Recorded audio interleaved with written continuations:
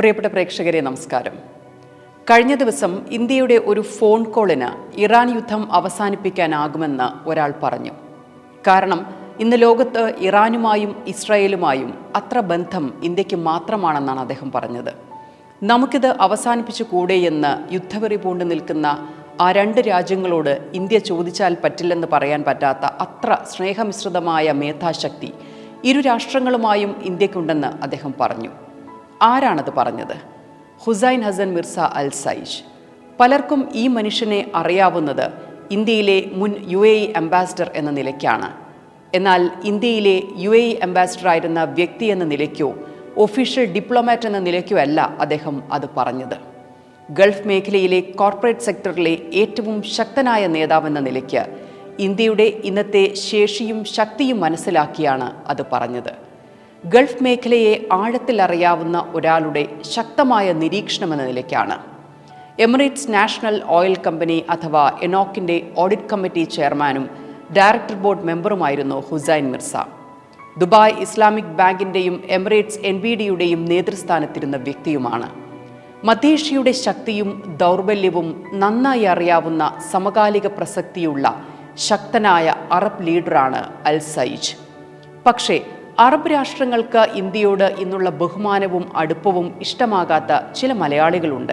ചെറിയ ശതമാനമാണ്. അവർ രാജ്യത്തിൻ്റെ തകർച്ച ആഘോഷിക്കാൻ കാത്തു നിൽക്കുന്നത് എന്തെന്ന് മനസ്സിലാകുന്നില്ല. ഇവിടെ ജനിച്ച് ഇവിടെ മരിക്കേണ്ടവർ എങ്ങനെയാണ് ഈ സ്വന്തം നാടിനെ അവമതിക്കുകയും സോഷ്യൽ മീഡിയയിൽ കിട്ടുന്നിടത്തൊക്കെ വെട്ടുകിളികളെ പോലെ ആക്രമിക്കുകയും ചെയ്യുന്നത്? എന്ത് മാനസികാവസ്ഥയാണ്? ഹുസൈൻ ഹസൻ മിർസ അൽ സൈജിൻ്റെ വാർത്തയ്ക്ക് താഴെ വരുന്ന കമൻറ്റുകളാണ് ഇത്. എന്ത് അജണ്ടയാണിത്? എഡിറ്റോറിയൽ ഇൻസൈറ്റ്സിലേക്ക് സ്വാഗതം. യുദ്ധം ഒരു കാലത്തും ആർക്കും ഗുണം ചെയ്തിട്ടില്ല, പ്രത്യേകിച്ച് 21ാം നൂറ്റാണ്ടിൽ. ഇന്നാരും ആരേക്കാളും ശക്തരോ ദുർബലരോ അല്ല. കാരണം ആയുധവും സേനയുടെ എണ്ണവുമല്ല യുദ്ധത്തിൻ്റെ വിജയത്തെ തീരുമാനിക്കുന്നത്. 2 ദിനം കൊണ്ട് തീർക്കാൻ ഉറച്ചു തുടങ്ങിയ ചില യുദ്ധങ്ങൾ 4 വർഷം കഴിഞ്ഞിരിക്കുന്നു. എന്നിട്ടും കഴിഞ്ഞിട്ടില്ല. ആക്രമിച്ചാൽ പ്രതിരോധിക്കാം. എന്നാൽ യുദ്ധമുറകൾ മാറിയ കാലത്ത് മറ്റൊരു രാജ്യത്തിൻ്റെ പരമാധികാരത്തെ വെല്ലുവിളിക്കുന്നത് നീചമായ അധിനിവേശമാണ്. ഒരു രാജ്യത്തിൻ്റെ ആഭ്യന്തര കാര്യത്തിൽ ഇടപെടാൻ തക്ക പോലീസ് അധികാരം ഈ ലോകത്ത് ആർക്കും കൽപ്പിച്ചു കൊടുത്തിട്ടില്ല. പക്ഷേ സംഘർഷങ്ങൾ ചില അധികാര കേന്ദ്രങ്ങളെ വാർത്തെടുക്കും. പശ്ചിമേഷ്യയിലെ വർദ്ധിച്ചു വരുന്ന സംഘർഷങ്ങളിൽ ഇന്ത്യ സ്വീകരിക്കുന്ന നിലപാട് തികച്ചും പ്രായോഗികവും ദീർഘവീക്ഷണമുള്ളതുമാണ്. വാചക കസർത്തുകളേക്കാൾ പ്രവർത്തിക്കും സ്ട്രാറ്റജിക് ചാനലുകൾ വഴി നടത്തുന്ന നയതന്ത്ര നീക്കങ്ങൾക്കുമാണ് ഇന്ത്യ മുൻഗണന നൽകുന്നത്. രാജ്യങ്ങളുടെ പരമാധികാരം, പ്രാദേശിക അഖണ്ഡത, സമാധാനം എന്നിവയിലൂന്നിയുള്ള ഇന്ത്യയുടെ നിലപാടിന് മുമ്പെന്നത്തേക്കാളും ഇന്ന് സ്വീകാര്യത കിട്ടുന്നു.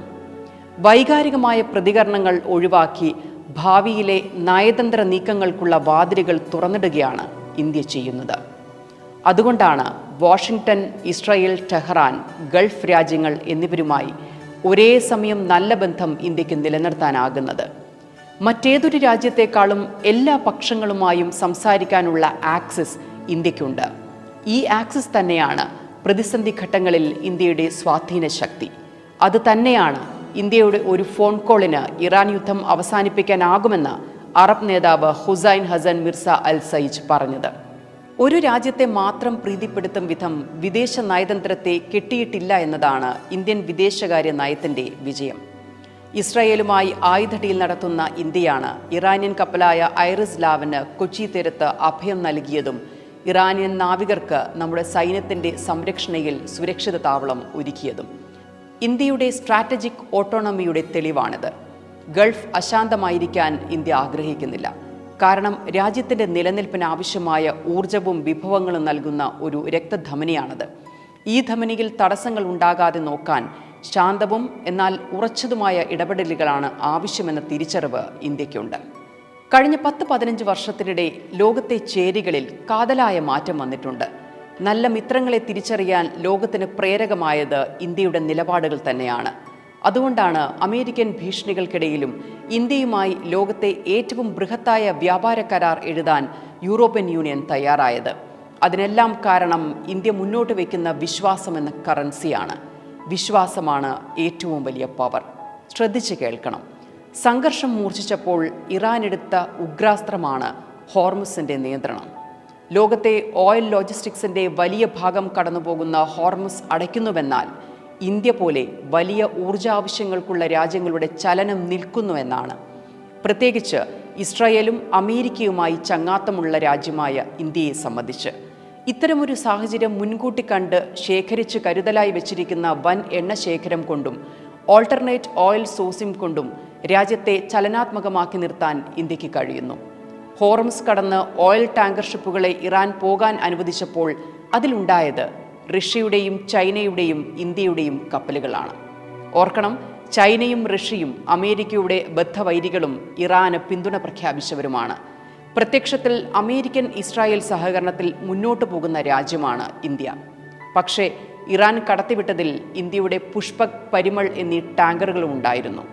ഈ നിമിഷം ഇന്നത്തെ ജിയോ പൊളിറ്റിക്കൽ സാഹചര്യങ്ങളിൽ നിർണായകമാണ്. കാരണം 2024 ഇന്ത്യ 3400 കോടിയുടെ Chabahar port development ഏറ്റെടുത്തിരുന്നു.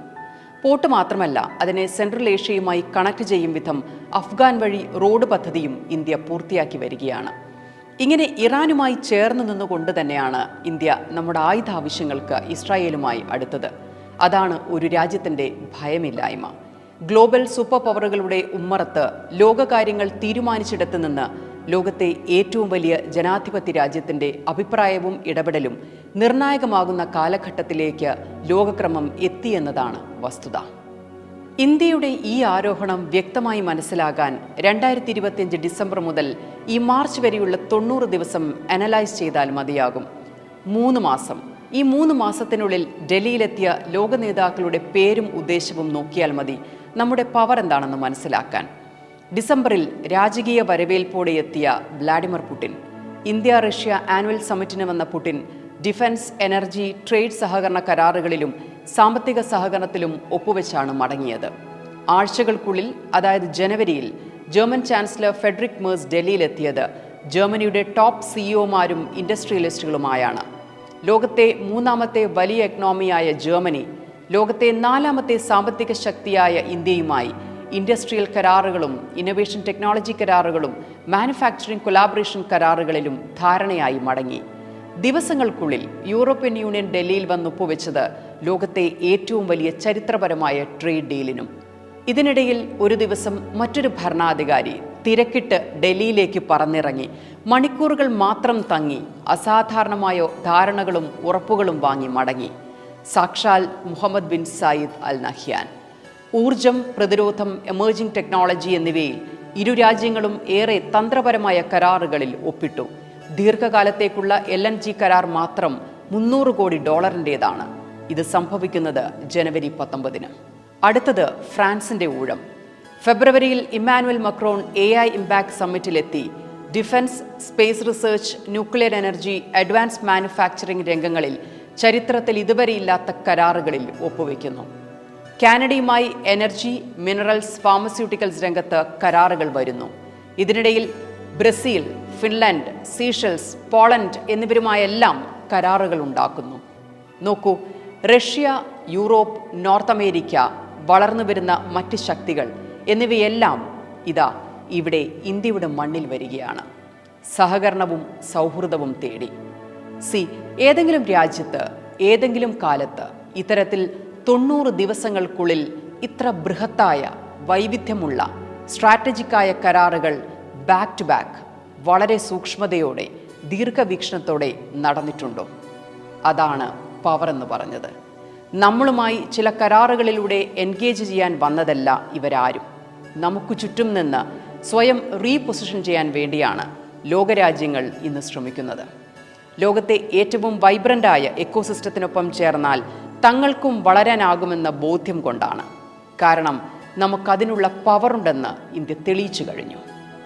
മറ്റെന്നത്തെക്കാളും സെൻസിറ്റീവാണ് foreign affairs ഇന്ന്. ആ സാഹചര്യത്തിൽ ഇന്ത്യൻ നയതന്ത്രത്തിന് സമാനതകളില്ലാത്ത ഡൈനാമിക് സ്വഭാവം നൽകുന്ന ഒരാളുണ്ട് ഇന്ത്യക്കെന്ന്. നേരത്തെ പറഞ്ഞ പോലെ പുടിനും അൽ നഹ്യാനും ഫെഡറിക് മേഴ്സും മാക്രോണും അടക്കം 10ഓളം ലോക നേതാക്കൾ 90 ദിവസത്തിനുള്ളിൽ ഡൽഹിയിൽ വന്നിറങ്ങി അതീവ മൂല്യമുള്ള പങ്കാളിത്തം ഉറപ്പിച്ചു പോകുന്നത് ആ മനുഷ്യൻ്റെ വ്യക്തിപരമായ ബന്ധങ്ങളും അസാധാരണ സ്ട്രാറ്റജിക് തിങ്കിങ്ങുമാണ്. സുബ്രഹ്മണ്യം ജയശങ്കർ, ഇന്ത്യയുടെ വിദേശകാര്യമന്ത്രി പദവി ഏറ്റവും കൂടുതൽ നാൾ വഹിക്കുന്ന മനുഷ്യൻ. 38 വർഷം ഇന്ത്യൻ ഡിപ്ലോമാറ്റായി ലോകത്തെ ഏറ്റവും ശക്തമായ രാജ്യങ്ങളിൽ പ്രവർത്തിച്ചയാൾ. അന്താരാഷ്ട്ര ഡിപ്ലോമാറ്റിക് മീറ്റിങ്ങുകളിൽ നെഗോസിയേഷനുകൾ, ചർച്ചകൾ, ഇവിടെയെല്ലാം വേണ്ട ഏറ്റവും വലിയ ക്വാളിറ്റി അസാധാരണമായ ധിഷണയും ടൈമിങ്ങും വ്യക്തിപരമായ വിശ്വാസ്യതയുമാണ്. ഡിപ്ലോമാറ്റുകളുടെ മനസാന്നിധ്യം ഒരു രാജ്യത്തിൻ്റെ നേട്ടവും കോട്ടവുമായി മാറാം ചില മിനിറ്റുകൾക്കുള്ളിൽ. നിലവിലെ ജിയോ പൊളിറ്റിക്കൽ സാഹചര്യങ്ങളെ കൃത്യമായി മാപ്പ് ചെയ്തിരിക്കുന്ന ജയശങ്കർ ലോകത്തെ ഏറ്റവും മികച്ച എണ്ണം പറഞ്ഞ നയതന്ത്ര സ്പെഷ്യലിസ്റ്റാണ്. അതുകൊണ്ടാണ് ലോകമാകമാനമുള്ള രാഷ്ട്ര നേതാക്കളുടെ ആദരവ് അദ്ദേഹത്തിന് ലഭിക്കുന്നത്. കഴിഞ്ഞ ദിവസം ഇറാൻ വിദേശകാര്യമന്ത്രി അബ്ബാസ് അറാങ്ചിയുമായി ഈ തമിഴ്നാട്ടുകാരൻ നടത്തിയ ഒറ്റ ഫോൺ കോളിലാണ് സൗദിയിൽ നിന്നുള്ള അസംസ്കൃത എണ്ണയുമായി വന്ന ഷെൻലോങ് കപ്പൽ മുംബൈയിലെത്തിയത്. ഇറാൻ ഇസ്ലാമിക് റവല്യൂഷണറി ഗാർഡിന്റെ അനുമതിയില്ലാതെ ഹോർമുസ് കടലിടുക്കിലൂടെ സഞ്ചരിക്കുന്ന കപ്പലുകളെ ആക്രമിക്കും എന്ന ഭീഷണിയാണ് ഇന്ത്യക്കായി ജയശങ്കർ മാറ്റിയെടുത്തത്. ഡിപ്ലോമസി എന്നത് കേവലം നെഗോസിയേഷനല്ല, അത് സംയമനം, ബുദ്ധി, വിശ്വാസം എന്നിവ ഒരാളിൽ ഉണ്ടാകുമ്പോൾ സ്വാഭാവികമായി രൂപപ്പെടുന്ന കലയാണെന്ന് ജയശങ്കർ ലോകത്തെ പഠിപ്പിക്കുന്നു. അപക്വമതികളായ നേതാക്കൾ പല രാജ്യങ്ങളിലും അധികാരത്തിലിരിക്കുമ്പോൾ എസ് ജയശങ്കർ എന്ന ഡിപ്ലോമാറ്റിക് വിദേശകാര്യമന്ത്രി ഇന്ത്യയുടെ അനിഷേധ്യമായ തലയെടുപ്പിനെ കൂടുതൽ ഉയരങ്ങളിലെത്തിക്കുന്നു. ഇന്ന് ഒരു രാജ്യത്തിൻ്റെ പവർ അളക്കുന്നത് മിലിറ്ററി സ്ട്രെങ്ത് മാത്രം നോക്കിയല്ല, കുറച്ചുകൂടി ആഴമുള്ള നിലപാടുകൾ കൂടി പരിഗണിച്ചാണ്. അതാണ് വിശ്വാസം. ലോക നേതാക്കളെ തലസ്ഥാനത്തേക്ക് വരുത്തി ഡീലുകൾ സൈൻ ചെയ്യാൻ പ്രേരിപ്പിക്കുന്ന വിശ്വാസം. യുദ്ധം ചെയ്തു നിൽക്കുന്ന 2 രാജ്യങ്ങളെ ഒരേ സമയം കണക്ട് ചെയ്യാനാകുന്നുവെന്ന വിശ്വാസം. അതുകൊണ്ടാണ് ഇന്ത്യയുടെ ഒരു ഫോൺ കോളിന് ഇറാൻ യുദ്ധം അവസാനിപ്പിക്കാനാകുമെന്ന് ആ മനുഷ്യൻ പറഞ്ഞത്. അറബ് ലോകത്തിൻ്റെ ഹൃദയത്തുടി പറയുന്ന ഹുസൈൻ ഹസൻ മിർസ അൽ സയ്ദ് ഇന്ത്യയിൽ വിശ്വാസമർപ്പിക്കുന്നത് അതുകൊണ്ടാണ്. യുദ്ധം എല്ലാവരെയും ബുദ്ധിമുട്ടിക്കും. അവിടെ രാജ്യമോ മതമോ ഇല്ല. യുദ്ധക്കെടുതി എല്ലാവർക്കും ഒരുപോലെയാണ്. എഡിറ്റോറിയൽ ഇൻസൈറ്റ്സ് അവസാനിക്കുന്നു. അഭിപ്രായങ്ങളും നിർദ്ദേശങ്ങളും പതിവ് പോലെ അറിയിക്കുക.